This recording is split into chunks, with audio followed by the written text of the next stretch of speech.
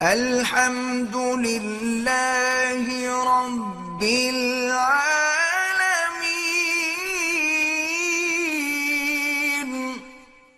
لڑکی کی شادی ہوئی، بیٹا بھی ہوا، شوہر بغیر بتائے کہیں چلا گیا، 5 سال ہو گئے واپس نہیں آیا، تو اس عورت کو چاہیے تھا کہ وہ حکومت میں جا کے قاضی کو درخواست دیتی، چونکہ 3 سال کے بعد اس کو نکاح فسخ کرانے کا حق ہوتا ہے۔ بہرحال ان کی نکاح کر دیا گیا اس کے دیور کے ساتھ۔ اب جس کے ساتھ نکاح ہے اسی کی بیوی ہے۔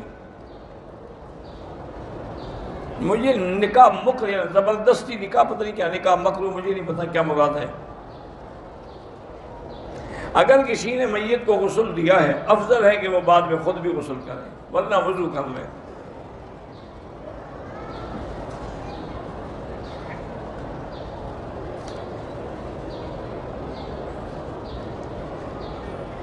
بہرحال گزارش یہ ہے کہ شرعی عذر بھی نہیں ہے، محض لڑکی کو تعلیم کی وجہ سے شادی میں تاخیر نہیں کرنی چاہیے، شادی کر دے، پڑھتی بھی رہے۔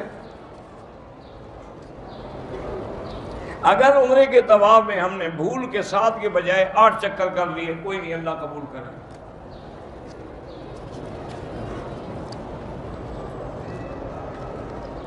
ایک سال کے بچے کو ماں باپ نے طواف تو کرایا، لیکن صفا مروانے کو اس پر کوئی ضروری نہیں۔ اگر کوئی عورت احرام کے بعد نقاب پہنے رکھے تو پھر دم پڑ جاتی ہے، اس کو آگے کپڑا لٹکانا چاہیے، نقاب آنکھوں پہ نہیں باندھنا چاہیے۔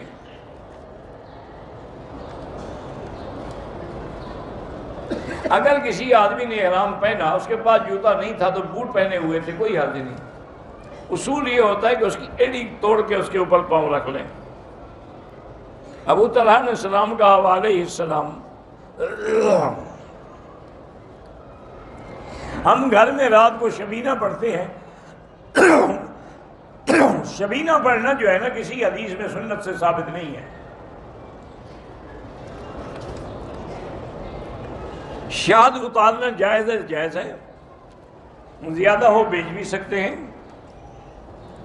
قبرستان میں جب جائیں تو وہ دعا ہی ہوتی ہے نا کہ السلام علیکم یا دار قوم مؤمنین انا انشاءاللہ بکم لاحقون انتم السابقون ونحن الاصل یغفر اللہ لنا ولکم، یہ دعا ہی تو ہے۔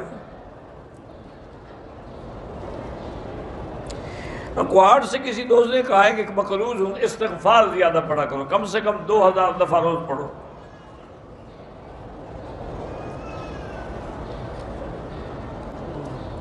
اگر کسی کی بیوی فوت ہو گئی تو شوہر اپنی بتائیں کیا کہ میت کے پاس کھڑا ہو کر رو سکتا ہے؟ کیوں نہیں رو سکتا ہے؟ اب ایسے ہی روتا رہے گا جب بیوی چلی گئی۔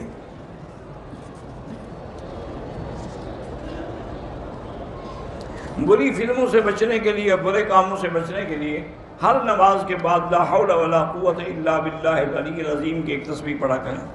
دونوں سجدوں کے درمیان جو دعا ہے اگر یاد ہو تو کر سکتے ہیں، رب اغفر لی وارحمنی وارزقنی واسترنی واجبرنی واہدنی واعف عنی وعافنی۔ نہ یاد ہو تو کوئی بات نہیں۔ کعبے کی طرح وہ منہ پیٹ میں یا پیٹ کر کے میاں بیوی مصوبت کر سے ہاں جی کر سکتے ہیں۔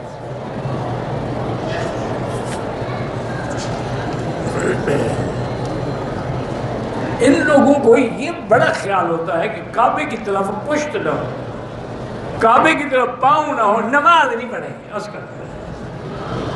نماز کے پیچھے میاں بیوی ملے او کعبے کی طرف منہ ہو جائے، کیوں مسلمان نہیں ہے کہ کعبے کی طرف منہ نہ ہو؟